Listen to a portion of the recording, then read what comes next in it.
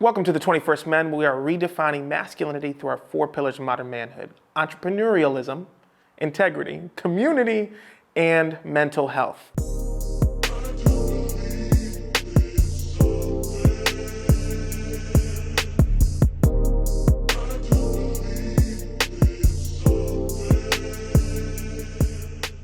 So we got a great show for you. First up is going to be Sam Tim, where he interviews a creative here in the city, Ahmad. Check him out.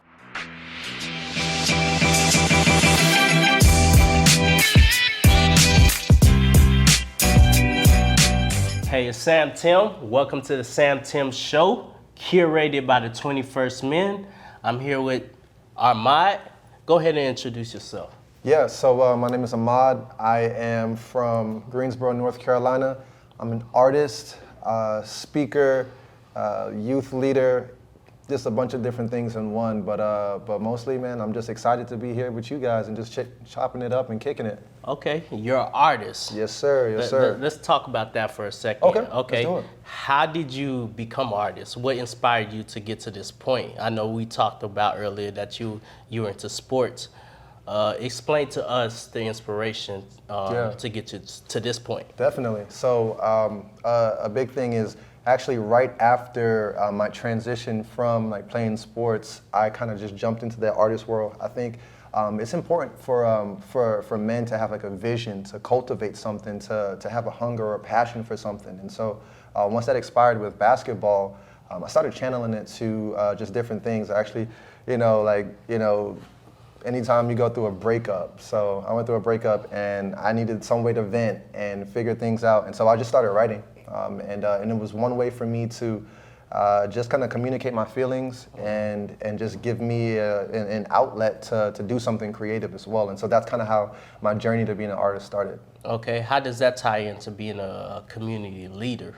How does that intertwine? Yeah, like we were kind of speaking about before, just a lot of things that I do within our ministry, like we do affect the community.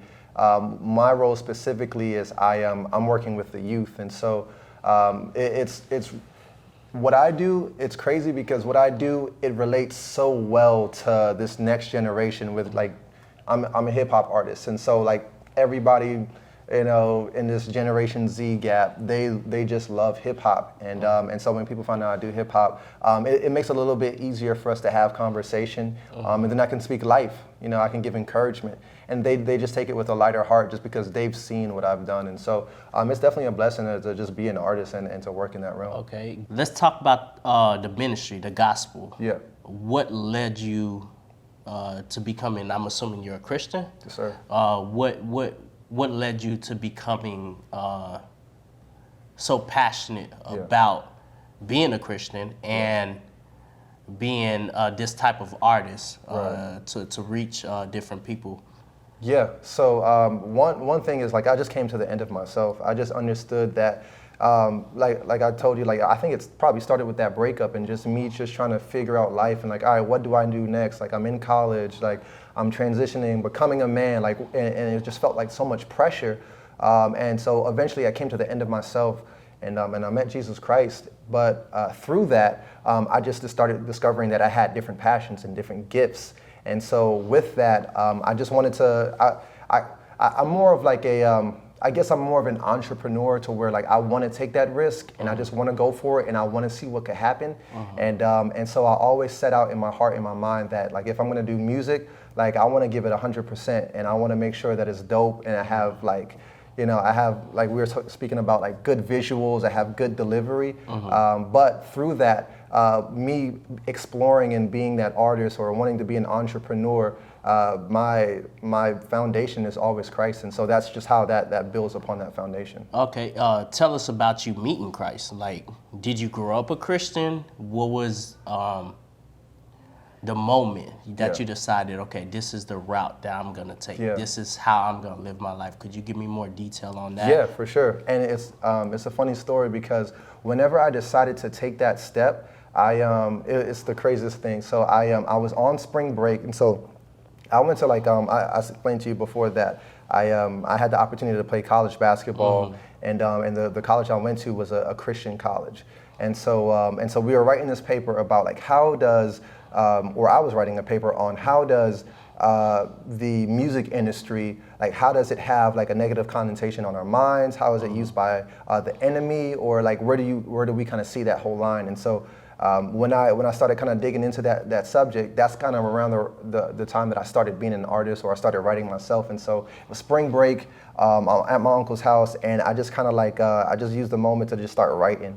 And when I wrote, and I was like, all right, like cool, like I'm trying to sound like what I hear on the radio, or I'm trying to sound like what I hear, or what I think people would like. But then I had to like come to a point where I was honest with myself, and I was just like, man, like I really can't write about this stuff because that's not who I am. Like growing up, like I had a Christian background, and so I always was raised with like good standards, morals. I was just brought up to be that way, and so coming back and looking at myself, and I'm just like, that's the person I am. Like that's the foundation that I've started with, and so essentially like that's how I knew that my music was going to turn to that. Was I perfect, after that step, after that night where I'm writing? No, not at all. And so it definitely was a journey, and it still is a journey. You're still growing. Yeah. I got a few more questions for you. The first one is, what's next for you?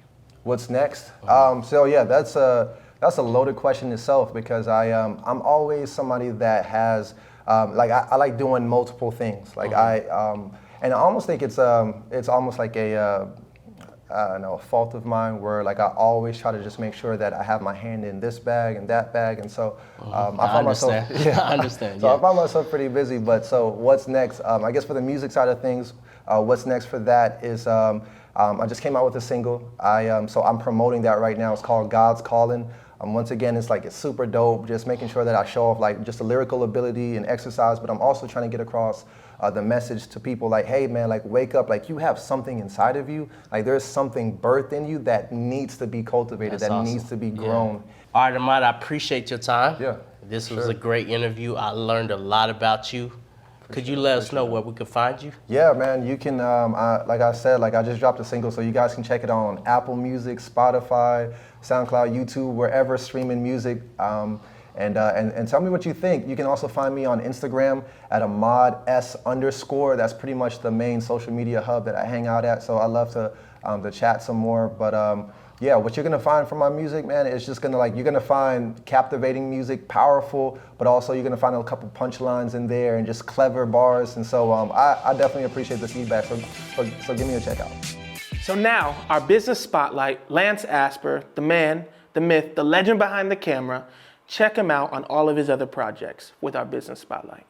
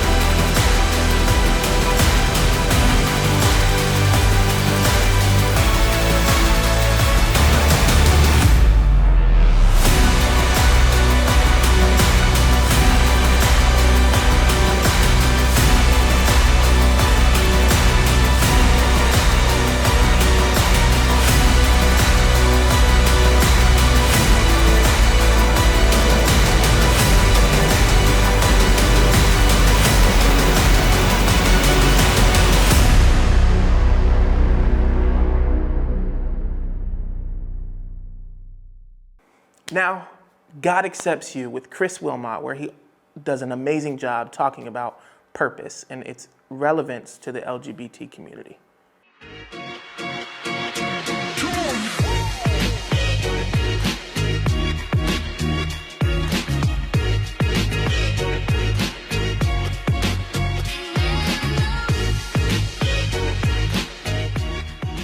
Hello and welcome back to another installment of Truth, where we're leading the gay community to experience acceptance, change, and practice self-control. This curated episode, as always, is curated by the 21st Men. I want to let you guys know this is going to be a two-part session of this installment of Truth. We've been talking about purpose and identity. We're going to transition into more of the purpose side of things as we were discussing identity. As you come into identity in Christ, identifying with Him, learning how to separate your feelings from your faith, all those different things we've discussed, you should be coming now into purpose. Purpose that is revealed through Christ, since your identity is revealed through Christ. So since you're separating your identity from your sexuality, your feelings, and all of those other things, now with your faith, you can identify with Christ. And in that same process and with those same things we've been discussing, God will actually show you and tell you who you are.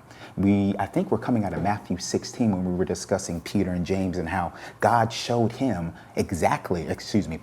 and Jesus, how God showed him who he was, and then after he showed him who he was, what he was called to do. So that's exactly what we can expect through this mission that I'm advocating and pushing to the LGBT community, that you should be coming into identity, but then more so purpose. So you can find full, complete passion and purpose and fulfillment in what God has called you to do and who you are. So balancing those two things, we're going to go to, again, Scripture. We want to always go to the Word of God because that's paramount. That's the thing we're building on. That's the thing we're looking to not just disassociate from old things and bad things, but to also reassociate with godly things. And so purpose. These are three things that I want you to begin to put into practice as you're developing that interpersonal relationship with God. Again, I advocate relationship over religion. So let's find out exactly what you should be expecting in this relationship with the Lord. So with that being said, I'm gonna go to my handy dandy phone here and tell you the three things you should be expecting as you come into identity in Christ. The first thing, as we know, you want to come into a relationship. You want to be established in a healthy relationship with Jesus where you speak to Him, He speaks to you. He starts to reveal different things to you so you can come into understanding of what He's called you to do. And in doing so, that's going to lead you to the second thing. The second thing is what I would say to most men out there. What is something that you want to do or you like doing that you would almost do for free? That's another thing that you can start to incorporate where your purpose is concerned. Because what you like to do and you do almost for free or willing to do for free is most likely what God is going to purpose you or called you to do on this earth. The third thing is you want to figure out what is something that frustrates you in the world. Maybe something you wish could change, something that you wish, oh my gosh, somebody would change. Maybe that's something God's calling you to do through your purpose. But again, purpose is after identity. So no man, no woman, no one can tell you who you are, and no man or no one can tell you exactly what you're called to do because God made you. Now, of course, we came from our parents, but we're spiritual beings, not ghosts or any of that spooky stuff we probably have heard. We're spiritual beings, so we need to go back to the Spirit on exactly who we are. Just like God has done with me, and as I showed you, God did with Peter.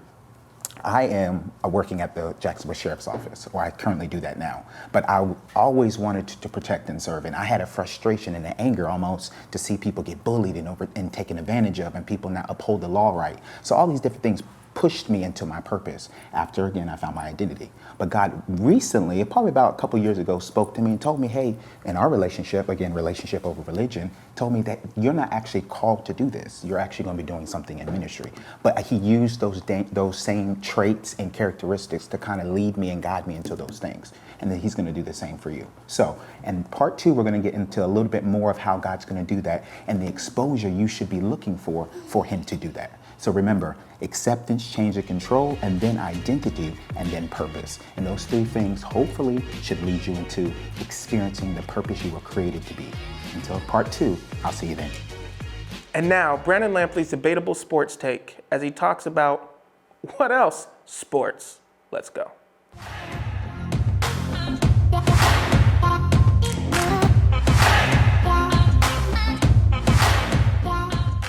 What up, everybody? You're now tuned into Brandon's Debatable Sports Take. I'm your host, Brandon Lampley, and today's show is curated by the 21st Men. Now, today we're talking about Major League Baseball. Currently on the World Series rosters, there's only one African-American athlete, and that's Mookie Betts, probably one of the best in the league, if not the best. But there's been a lack of black athletes in baseball, and it's dwindled for the last 30 to 40 years or so. Currently on MLB rosters, to start out the year, only 7.5% of the athletes in the MLB were black. 3 teams had no black players, 14 had 2 or less. Now, that is an issue, and the MLB knows it's an issue, and they've been trying to remedy that situation for a couple of years now. One of the programs that they have is the RBI program, which is reviving baseball in inner cities. Because, of course, little black kids, most of them are in the inner city, and you're trying to get the game of baseball in front of their faces so they can pick up a ball in the bat and become the next great, the next Ken Griffey, the next Hank Aaron, the next Willie Mays. But also, there's a lack of representation in baseball right now. Because where are your superstar athletes going to? They're going to NBA and they're going to the NFL. You have no LeBron James in Major League Baseball. You have no Patrick Mahomes in Major League Baseball. And a lot of those athletes were drafted to play baseball, but they chose other sports. Take, for instance, Patrick Mahomes, Jameis Winston, and Kyler Murray. Kyler Murray is one of 2 players to be drafted in the first round of 2 different sports. It's him and Scott Burrell. That's it. But Kyler Murray chose football over baseball because a lot of players, I'm pretty sure, especially black players, doesn't trust the minor league system in baseball. In baseball, they have huge contracts that when they're signed, you have guys like Floyd Mayweather and Tiger Woods who are billion-dollar entities look and say, man, that's a lot of money. But in order to get to that money, you have to have years in. And a lot of players are not willing to put their careers and their bodies on the line for years in hopes that they get to that big payday. Now, when I can go to the NFL and ball out, like Kyler Murray is great. He's gonna stand probably make in his 5th year option, he's gonna make upwards of $30 million. In order to make $30 million in baseball, he has to have about 6 or 7 years in. So it's an easy decision to make. And so baseball has to do, they have to find a way to get the black athlete back interested in baseball. This is the least amount of black athletes that's been in baseball since Hank Aaron and Willie Mays was in their 20s. That's over 60 years ago. It's been too long, and you have to change. Like, I grew up, I played t-ball, and I love baseball. But the day I saw a football, that changed for me. Same with basketball. It changed. Baseball slowly drifted away. Now, it has been America's pastime for the longest time, but it hasn't adapted to the changes that the current athlete is used to. Basketball has made strides over the last 10 years or so much so to they're catching up to the NFL. NFL has made strides, and what they've done is they've centered their stars. It's about stars. You have to have superstars in the league if you want the attention of the youth. Like me and my little brother, he was a lefty, had the strong arm. He could throw, he played football and he could throw. He could have been a quarterback if he was trained to be that.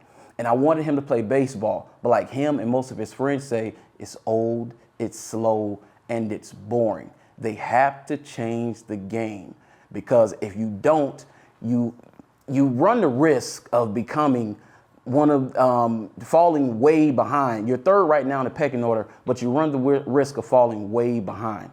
So what you have to do, MLB, they have to change the game. And I know you have the purists out there who, you know, they're baseball through and through, and they say, well, why should baseball have to change? How about the kids change the baseball? But you want to talk about tradition, and yes, tradition just like apple pie, but it is also tradition. Spoken by the great Prince Akeem, it is also tradition that times must and will change, my friend. But that is my time. Hey, I enjoyed today's show. Did you?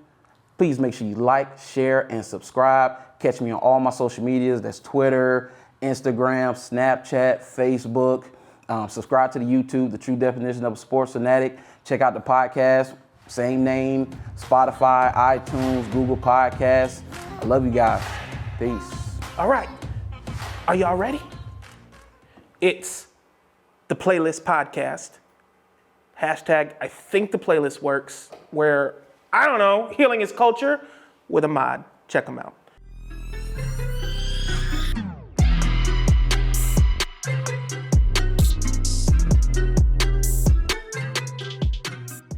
Welcome to the Playlist Works podcast. We appreciate you. Curated by the 21st Man. Thank you for joining us. I'm Nana Yao. And I'm Ricky, Meditate to Elevate Dancy. And who we have here? My name is Ahmad Simon. Okay. Hey, we're going to jump into it. The Playlist Works podcast is a music therapy group where we use music to really talk through our feelings, our emotions, and just everyday life.